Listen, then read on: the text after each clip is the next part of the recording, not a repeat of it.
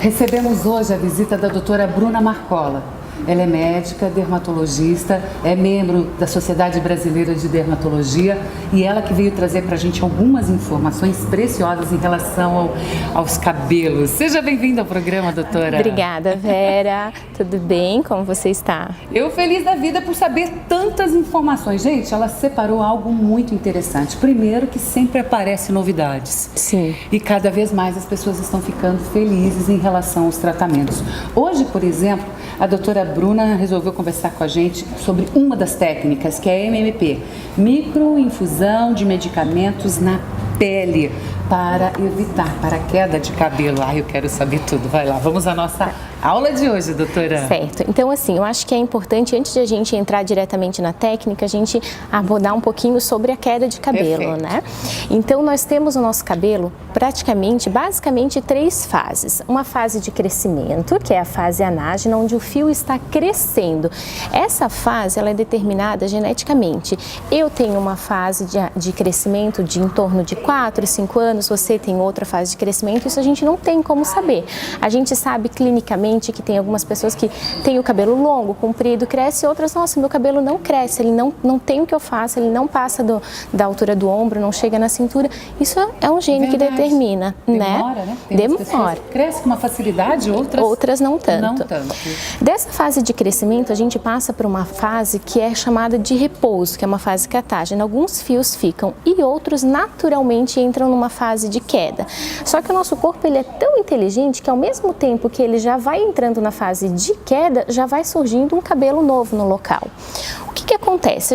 Todo mundo então tem essa fase de queda. Então, se eu tenho, digamos, 100 mil fios, é normal, é natural que todos os dias a gente tenha uma queda de em torno de 100 fios. Se você tem mais cabelo do que eu, se você tem 150 mil fios, é natural, normal que você tenha uma queda um pouquinho maior. Então, o mais importante, às vezes, para a gente fazer um diagnóstico de uma queda aumentada de cabelo, é o paciente chegar e ele fala: doutora, sempre caiu o cabelo, mas agora está caindo um pouco mais, além do normal. Então, a queixa clínica do paciente é super importante. A gente tem, como o cabelo ele é considerado um anexo da pele, assim como a unha, quando a gente tem carência de algum medicamento, de algum elemento, de alguma substância, ou a gente tem alguma doença de base, a primeira coisa que vai ser alterada no nosso corpo são as coisas que não são fundamentais, que não são órgãos vitais. Então, por exemplo, se eu preciso de ferro para formar um anexo, que é o cabelo, e se eu preciso de ferro para formar sangue, que é um órgão vital, se eu tenho carência dessa substância, é claro que o corpo vai usar para formar o sangue e não o cabelo. Então a gente vai acabar repercutindo numa queda de cabelo por essa carência de nutrientes. Por exemplo, também, se eu tenho uma gravidez, durante a gravidez a placenta ela produz um hormônio com que mantém o nosso cabelo em fase de crescimento. E logo após o parto, além da queda desse hormônio e o consumo excessivo para a gente poder fazer leite para amamentação, vai fazer com que o cabelo se desprenda. Então eu tenho um aumento da fase de queda de cabelo. Então aí a gente tem como abordar esse tipo de problema, esse eflúvio telógeno no caso, né?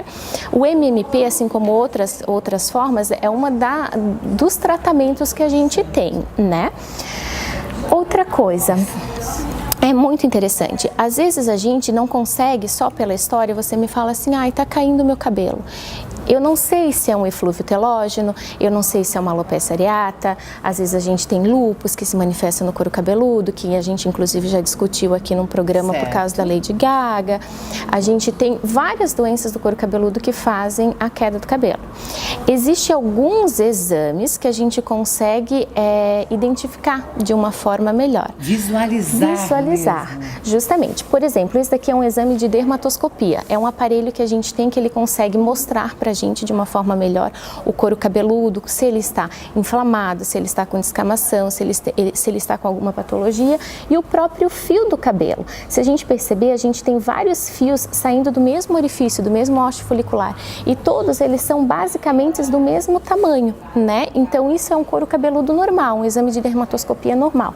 Esse espaço que a gente visualiza entre o fio de cabelo é normal, é porque é um aumento da imagem, né? Então a gente acha, nossa, tá com pouco cabelo. Não, aqui tá normal. Eu achei que tava com pouco cabelo. É normal. A gente tem, por exemplo, assim, algumas doenças que esse exame vem alterado, o exame da dermatoscopia. A alopécia androgenética é uma delas que esse exame auxilia bastante no diagnóstico. É a famosa calvície, aquela que o homem vai ficando com a entradinha, só que a mulher, ela também tem essa doença, essa calvície. Só que é de um aspecto diferente, a gente vai tendo uma rarefação no topo do cabelo, vai ficando com um pouquinho, o cabelo fininho, e a gente consegue ver aquela imagem de antes, que a gente tinha vários cabelos num diâmetro maior, uma espessura maior, aqui a gente já percebe que eles são aqui mais espaçados, que o fiozinho é mais fino, que a gente já não tem 2 ou 3 fios saindo por orifício, a gente começa a ter... Então são artifícios que a gente usa para fazer o diagnóstico, né? Outro, por exemplo, uma queixa que é muito frequente, eu tenho essa queda em tufo do cabelo mesmo, né? Alopecia areata, que é uma doença que é extremamente relacionada com estresse, que é uma coisa muito frequente hoje em dia, né? Então a gente consegue também ver outras coisas, pelos em ponto de exclamação, outros artifícios que ajudam no diagnóstico. Às vezes, a gente com a dermatoscopia, com o exame clínico, com a história do paciente, ainda não consegue fechar diagnóstico. Existem muitas doenças do couro cabeludo. Então, às vezes, a gente tem que abrir mão, lançar mão de um exame chamado biópsia, um anatomopatológico de pele, que seria o quê? A gente faz uma anestesia local, retira um pedaço da pele do couro cabeludo, é colocado num líquido especial e mandado para o laboratório. O laboratório ele consegue examinar essa pele, ele fala pra gente, mostra exatamente o que está acontecendo, aonde que o fio está saindo, se a gente está com alguma inflamação no couro cabeludo, qual o tipo de inflamação que é, se a gente está com uma alopecia cicatricial, que daí não tem muito como a gente fazer voltar cabelo crescer naquele local. Então são várias questões. Aqui é mais uma foto do exame de anatomopatológico. Então a gente conseguindo fechar um bom diagnóstico, a gente vai conseguir estabelecer um bom tratamento. Seja para poder reduzir essa queda, né? Parar essa queda, seja para poder fazer voltar fios no lugar, ou seja para a gente ver realmente, meu bem, você não tem jeito. É mais ou menos por aí? É mais ou menos por aí. Seu destino é ser careca. É porque assim, existem várias técnicas de tratamento e o resultado para cada técnica depende da indicação. Certo. Se a gente tiver uma indicação errada, vamos resolver. Então, por exemplo, dentro das indicações, quando a gente tem um eflúvio telógeno, uma alopecia androgenética, a gente tem o MMP. O que é o MMP? É a microinfusão de medicamentos na pele. Que significa o quê? É através de uma agulha muito fininha, muito pequena, que a gente consegue colocar de uma forma controlada na pele, numa altura controlada, a medicação que a gente quer utilizar. Então, se a gente quiser utilizar fatores de crescimento, às vezes a gente precisa usar até corticoides injetáveis, se a gente quer usar o pool de vitaminas para o cabelo, dependendo do que a gente quiser utilizar, a gente faz a aplicação. Além do MMP, a gente pode fazer também a mesoterapia, que ao invés de a gente usar o equipamento para fazer a injeção, a gente faz de forma manual. Existe diferença quando a gente aplica na profundidade que ela é posta. Quando a gente usa de forma manual, é natural que a gente faça um pouquinho mais profundo, e é a indicação. Então, a duração da substância aí na pele, ela é um pouquinho menor. Ela dura em torno de uma semana, então a gente tem que fazer sessões semanais. Certo. O MMP, às vezes, a gente faz sessões mensais, porque ele dura mais. Então, como é um tratamento que pode ser um pouquinho desconfortável, então, às vezes, é mais indicado a gente fazer o MMP do que a intradermoterapia ou mesoterapia.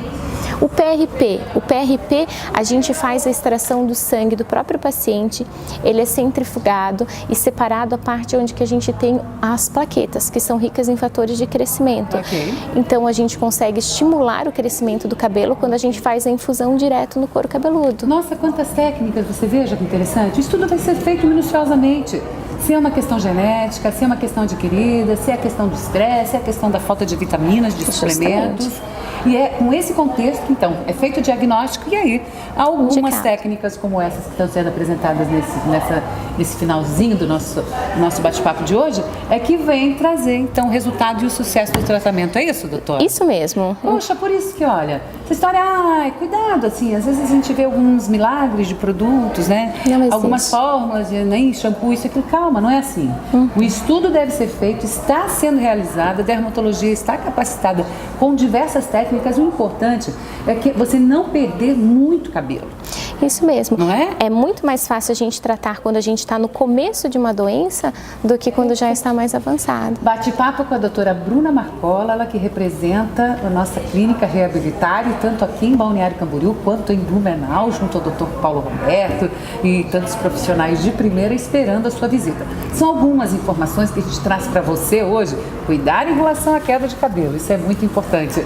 Amei as dicas, doutora. Muito obrigada pela visita. Eu que agradeço, obrigada. Foi super explicado. Nossa, que legal. Porque às vezes a gente vê regiões realmente, né? E normalmente a da frente é o que cai mais. Né? Onde a gente usa muito sol, tem tudo isso, né? Tem influência. Sol, escova. Agora nós teremos um simpósio internacional de unhas e cabelos no final do mês. Provavelmente vai ser abordado bastante em relação à parte de protetor solar para o cabelo, outras técnicas, então teremos novidades. Depois você traz pra gente. Ai, acho excelente.